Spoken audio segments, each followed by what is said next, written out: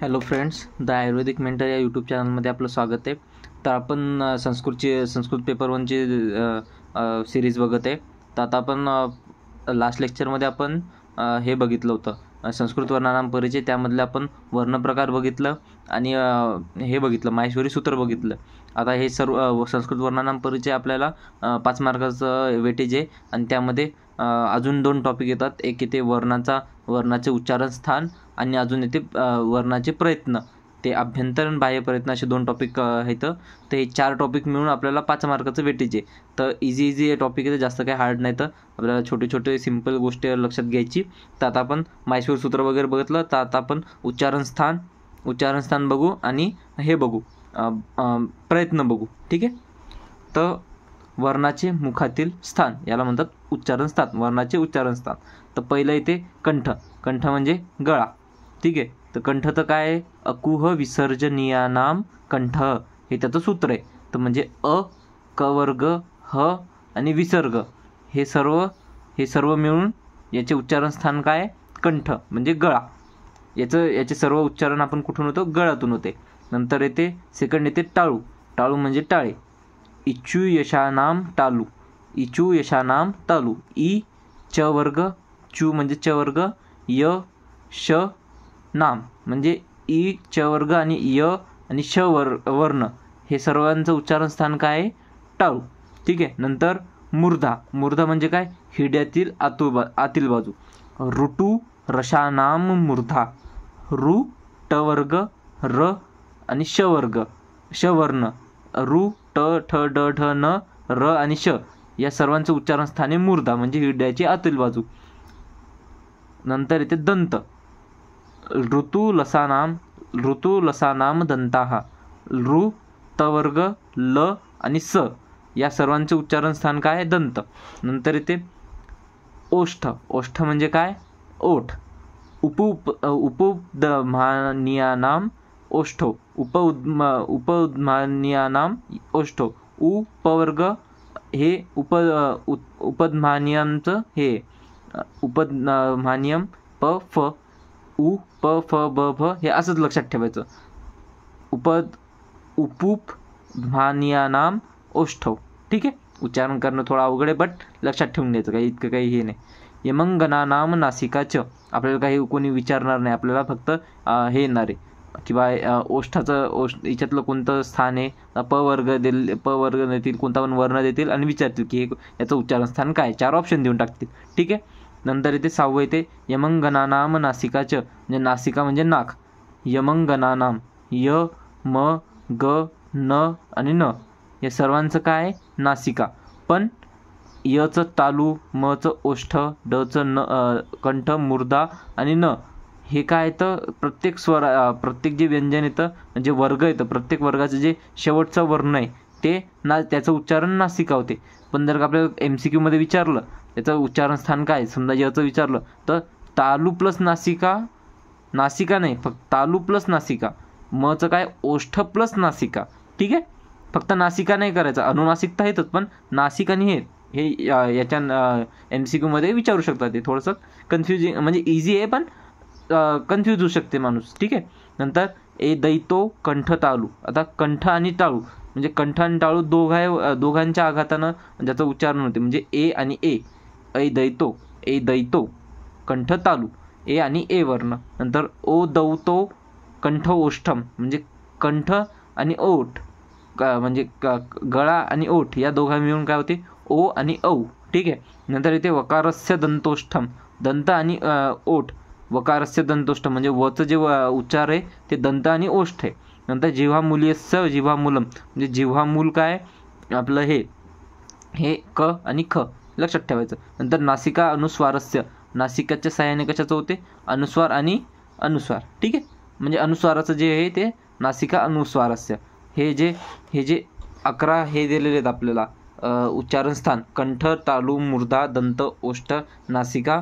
मग हे त्याचे मिक्सचर येतं, कंठ तालू, कंठ ओष्ठम, दंत ओष्ठम, जिव्हामूल आणि नासिका आणि नासिकेच्या सहाय्याने. ठीक आहे. तर हे झालं, हे सर्व टॉपिक कशाचं आहे? हे झालं वर्णाचं उच्चारण स्थान. ठीक आहे. आता आपण नेक्स्ट टॉपिक बघणार आहोत प्रयत्न. आता प्रयत्नाचे 16 प्रकार पडतात, 16 भेद पडतात. अभ्यंतर प्रयत्नाचे 5 आणि बाह्य अभ्यंतरचे 5 आणि याचे 11 प्रकार. अभ्यंतर प्रयत्न काय, हा उच्चारणाच्या सुरुवातीला असतो म्हणून याला अभ्यंतर म्हणतात. मुखातील अवयवांचे अंतर कमी किंवा अधिक असते, म्हणजे मुखातील अवयवांचे अंतर थोडं किंवा जास्त असते. नंतर हा प्रयत्न फक्त वक्त्यालाच कळतो, म्हणजे हा प्रयत्न फक्त जे बोलते त्या उच्चारण स्थानालाच म्हणजे जे बोलणार आहे त्याला कळतो, जे ऐकणार आहे त्याला कळत नाही. बाह्य प्रयत्न हा उच्चारणाच्या शेवटी असतो. मुखातील अवयवांचा संकोच, विस्तार, श्वास नियंत्रण असा प्रयत्न असतो. हा प्रयत्न श्रोता आणि वक्ता दोघांनाही कळतो. ठीक आहे, तर हे डिफरन्स आहे. नंतर इथे अभ्यंतर प्रयत्न. तर अभ्यंतर प्रयत्न काय, याचे 5 प्रकार पडतात. स्पृष्ट, ईषत स्पृष्ट, ईषत विवृत, विवृत आणि संवृत. स्पृष्ट म्हणजे काय, मुखातील अवयवांचा घनिष्ठ स्पर्श, म्हणजे जेव्हा आपण याचा उच्चार करतो तेव्हा मुखातील अवयवांचा स्पर्श चांगला होतो, म्हणजे व्यवस्थित स्पर्श होतो. याचं काय आहे तर क ते म वर्गाचे 25 व्यंजन, जे पण 25 व्यंजन ते कु, कु, चू, टू, तू, म्हणजे क वर्ग, च वर्ग, त वर्ग, प वर्ग, हे सर्व जे येतं, ट वर्ग, हे 5 वर्ग जे येतं ते स्पृष्टमध्ये येतात. ठीक आहे. नंतर येते ईषत स्पृष्ट, मुखातील अवयवांचा अल्पस्पर्श. ठीक आहे. य, र, ल, व. ईषत विवृत, ईषत म्हणजे किंचित, विवृत म्हणजे अंतर, स्पर्श स्पृष्ट म्हणजे ईषत स्पृष्ट म्हणजे किंचित स्पर्श, किंचित अंतर, मुखातील अवयवांमध्ये थोडे अंतर. श, श, स, ह, श, श, स, ह. ठीक आहे. नंतर विवृत. आता हे सर्व प्रयत्न कशाचे, तर व्यंजनांचे प्रयत्न येतात. व्यंजनामध्ये आपण 3 बघितले होते, काय म्हणतात, स्पर्श, अंतस्थ, अर्धस्वर आणि उष्म, हे आपण 3 व्यंजनांचे प्रकार बघितले होते. तर स्पर्श कशात येते, स्पृष्ट प्रयत्नांच्या दृष्टीने, आणि अंतस्थ अर्धस्वर ईषत स्पृष्ट येते प्रयत्नांच्या दृष्टीने, आणि उष्म जे व्यंजन येतं ते येतात ईषत विवृतमध्ये. कशाच्या दृष्टीने, प्रयत्नाच्या दृष्टीने. तर हे पण आपल्याला विचारू शकतात. हे सर्व कशाचे, तर व्यंजनांचे प्रयत्न येतं. नंतर इथे मुखातील नंतर इथे विवृत, मुखातील अवयवांमध्ये खूप अंतर, सर्व स्वर फक्त अ सोडून. हे नंतर इथे संवृत, मुखातील अवयवांची हालचालच नाही होत, ते फक्त ऱ्हस्व अ साठी, म्हणजे ज्यात आपण विदाऊट काही हालचाल करता ऱ्हस्व अ म्हणू शकतो. ठीक आहे. तर हे प्रयत्न कशाचे, तर स्वरांचे प्रयत्न येतात. 5 अभ्यंतर प्रयत्न झाले. आता आपण बघणार आहोत बाह्य प्रयत्न. आता हे बाह्य प्रयत्नांचं आता हे शॉर्टकटमध्ये येतं, शॉर्टकटमध्ये दिलेलं येतं आपल्याला लक्षात ठेवायसाठी. पण आपण डिटेलमध्ये आपण पहिल्यांदा सर्व बघून घेऊ की कोणते 11 बाह्य प्रयत्न 11 येतात. तर 11मध्ये कोणते येतात ते आपण बघून घेऊ. नंतर आपण त्याचं या ट्रिकनं आपल्याला जे पण क्वेश्चन येतं ते आपण सॉल्व्ह करू शकतो. ठीक आहे. की अल्पप्राण महाप्राणमध्ये काय, कोणते वर्ण आले की अल्पप्राण किंवा कोणते वर्ण आले तर महाप्राण करायचं. नंतर हे खर प्रत्यार आला तर विवार श्वास अघोष असते, हश प्रत्यय आला तर संवार नाद घोष असते. हे प्रयत्न येतात. ठीक आहे. तर आता आपण बघू. तर हे सर्व टॉपिक फक्त हे सगळं शॉर्टमध्ये लिहिलेलं आहे. आपल्याला लक्षात पेपराच्या दृष्टीने हेच लक्षात ठेवायचं. जेव्हा सर्व टॉपिक आपला खतम होईल त्याच्या बाद नाही का मी तुम्हाला याचे सर्व नोट्स तुम्हाला टेलिग्राम चॅनलवर भेटून जातील. तुम्ही तिथं जॉईन होऊ शकता. आणि मी तुम्हाला सांगतो की प्रयत्न कसे येतं, म्हणजे तुम्हाला नाही का एक्झाममध्ये क्विक रिव्हिजनसाठी की तुम्हाला ते परत वाचायचं काम नाही. आपल्याला डिटेल काही लागले असेल तर आपण ते वाचू शकतो. पण इथं आपल्याला फक्त महत्त्वाचं काय, फक्त हेच आहे की स्पृष्टमध्ये काय ते क ते म वर्ण, ईषत स्पृष्टमध्ये काय य रे ल व, ईषत विवृतमध्ये काय ते श श स ह, विवृतमध्ये काय ते सर्व स्वर अ सोडून, नंतर संवृतमध्ये काय ते ऱ्हस्व. नंतर बाह्य प्रयत्न 11 येतं. विवारमध्ये विवार, संवार, श्वास, नाद, घोष, अघोष, अल्पप्राण, महाप्राण, उदात्त, अनुदात्त, स्वरित. हे आपण संज्ञा प्रकारमध्ये पण बघितलं की वेद उच्चारणासाठी होते. उदात्त म्हणजे उंच आवाजात, अनुदात्त म्हणजे लहान आवाजात, स्वरत म्हणजे हे सर्व स्वरांचे बाह्य प्रयत्न येतं. हे काय तर विवृत आणि संवृत स्वराचे हेच MCQ येणार आहे त्याच्यावर, दुसरं काही नाही येणार. विवृत आणि संवृत स्वरांचे अभ्यंतर प्रयत्न येतं. उदात्त, अनुदात्त, स्वरित हे स्वरांचे बाह्य प्रयत्न येतं. ठीक आहे. नंतर आता हे सर्व व्यंजनाचे बाह्य प्रयत्न येतं. आणि जे पहिले 3 येतं हे याचे अभ्यंतर प्रयत्न कशाचे, व्यंजनांचे. ठीक आहे. तर विवार खर प्रत्यार, ख र आपण जे माहेश्वरी सूत्र बघितले होते, आपण हे बघा हे माहेश्वर सूत्र बघितले होते. तर ख आणि र हे खर प्रत्ययामधील जेवढे पण वर्ण येतात ते सर्व विवारमध्ये येतात. नंतर संवार क ख प फ ट ठ च छ म्हणजे पहिला आणि दुसरा, जे आता समजा जे आपण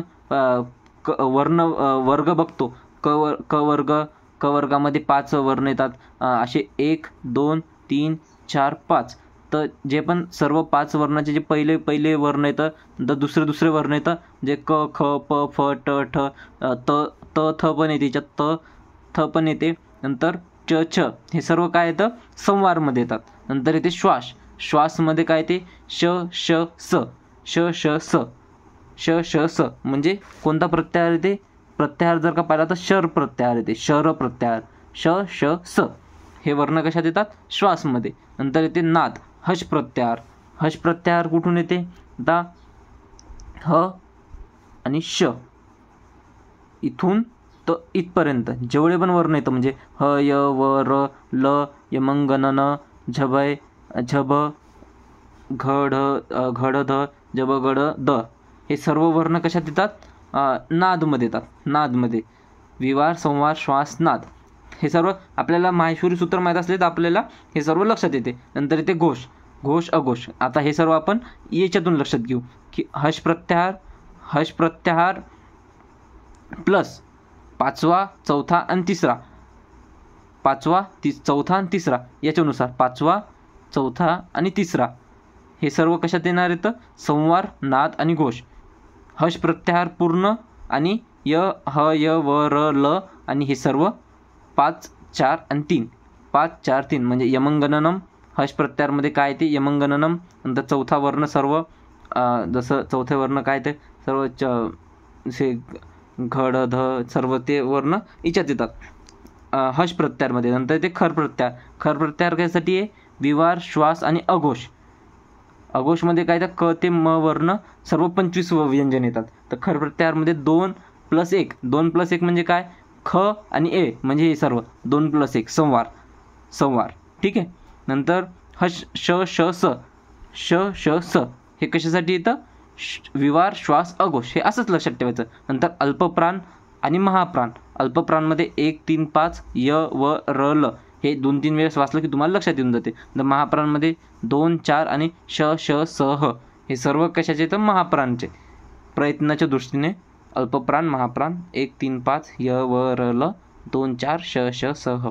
तुम्हाला फक्त एवढं चार्ट जरी तुम्ही लक्षात ठेवला, म्हणजे आता तुम्हाला सांगतो मी, आपल्याला पहिल्यांदा माहेश्वर सूत्र, नंतर आपण वर्णाचे भेद, नंतर उच्चारण स्थान आणि प्रयत्न, हे सर्व एवढंच टॉपिक आपल्याला लक्षात ठेवायचं. आणि एवढ्या टॉपिकवर आपल्याला किती मार्क येतं, आपल्याला एवढ्या टॉपिकवर आपल्याला 5 मार्क आपल्याला फिक्स येतं. 5 मार्क तुम्ही फक्त एवढं जरी वाचलं तर 5 मार्काचे MCQ तुमचे कुठंच नाही गेले. एकदम इझी येतं, जास्त काही अवघड नाही. तर हे तुम्ही एवढं लक्षात जरी ठेवलं, हे सर्व समजून घेतं, सर्व इंटरलिंक्ड येतं, जास्त काही हे करायचं काम नाही. आणि डिटेलमध्ये आपण आधी ऑलरेडी शिकलेलो. नंतर आपण संज्ञा प्रकरण घेतलं, म्हणजे संज्ञा प्रकरणचे याले किती येतात, याले 5 मार्क, म्हणजे तुमचे इथंच 10 मार्क कवर होतात. हे 4 मिळून 5 मार्क आणि हे एवढं जरी वाचलं तुम्ही, हे सर्व मिळून तुमचे 5 मार्क, तुमचे 10 मार्क कुठंच नाही गेले. आपलं फक्त 3 लेक्चरमध्ये, म्हणजे तुम्ही अर्धा एक तासात जरी वाचलं, तुम्ही वेळेवर रिव्हिजन जरी केलं, तुम्ही फक्त व्हिडिओ लेक्चर जरी बघितलं, तुम्ही फक्त नोट्स जरी 2-3 वेळा वाचले किंवा व्हिडिओ 1-2 वेळा गेले, तरी तुमचं सर्व कवर होऊन जाते. म्हणून संस्कृतमध्ये तुम्ही घाबरायचं काहीच काम नाही. नंतर कारक प्रकरणाचे कारक प्रकरण फक्त एवढ्याच टॉपिकमध्ये इम्पॉर्टंट सर्व याच्यावरच आहे. तुम्ही सर्व क्वेश्चन सॉल्व्ह करू शकता. आपल्याला कारक तर तसं डिटेलमध्ये करावं लागते, पण फक्त वेळेवर जर का पास करायचं म्हणलं तर आपण या फक्त एवढ्या टॉपिकवर पण आपण कारक प्रकरण पास करू शकतो. तर तुम्ही काळजी करायचं काही काम नाही. सर्व संधी सर्वांना अवघड वाटते, पण स्वर संधी मी फक्त एवढ्याच्या स्वर संधी तुमची सर्व खतम होऊन जाते. हे कसं आहे काय आहे सगळं मी तुम्हाला एक्सप्लेन करून सांगेल डिटेलमध्ये. आपण यावरचे भरपूर क्वेश्चन पण सॉल्व्ह करणार आहोत. तुम्हाला एक्झाममध्ये संधी समासमध्ये काहीच डिफिकल्टी येणार नाही. आता तुम्हाला पण माहिती आहे की ब्लूप्रिंटनुसार संधी समासले 15 मार्काचं वेटेज आहे. ठीक आहे. तर आपण सर्व वेटेजनुसार काम करणार आहोत. आता पहिल्यांदा पेपर 1 कंप्लीट करू, नंतर आपण पेपर 2वर जाऊ. संस्कृत आपण या 4-5 दिवसात आपण पूर्ण संस्कृत खतम करू. नंतर हे सर्व झालं की नंतर आपण पेपर 2वर येऊ. पेपर 1 पेपर 2 सर्व संस्कृत झालं की मग आपण नेक्स्ट सब्जेक्टवर येतो. किंवा काम पडलं तर मी याच्या मधामधतच तुमचं आले एखादा म्हणजे एखादा एखादा LQ रचनाचा, क्रियाचा, हे सर्व, किंवा पदार्थाचं पण टॉपिक चालू करू. पण पदार्थ विज्ञान इझी सब्जेक्ट आहे, तर ते एकदम सर्व इम्पॉर्टंट क्वेश्चन मला माहिती आहे. मी तुम्हाला पूर्ण पेपरचं ॲनालिसिस करून 3 वर्षाच्या कोणते क्वेश्चन येणार आहे तर ते सर्व मी तुम्हाला सांगतो. तर एकदम तुम्ही घाबरायचं काही काम नाही. तुमचं पदार्थ विज्ञानमध्ये तुम्ही लास्टच्या 3-4 दिवसात जरी स्टडी केला तरी तुमचं पदार्थ विज्ञान होऊन जाते पूर्ण, काही जरी नसेल झालं तर. ठीक आहे. तर काळजी करू नका, निवांत 1 महिन्याचा टाईम, भरपूर टाईम आहे. आता दिवस कमी राहिले म्हणा, तरी पण आपलं बरोबर 22 तारखेला एक्झाम आहे. 1 महिना आपल्याकडे, आत्ता पण एक महिना आहे. तर व्यवस्थित जर का स्टडी केला तर आरामात सर्व होऊन जाते. ठीक आहे. माझ्यासोबत जे टॉपिक आहे ते तेव्हाच खतम करा. ठीक आहे. Bye bye. आपण नेक्स्ट लेक्चरमध्ये भेटू. ठीक आहे.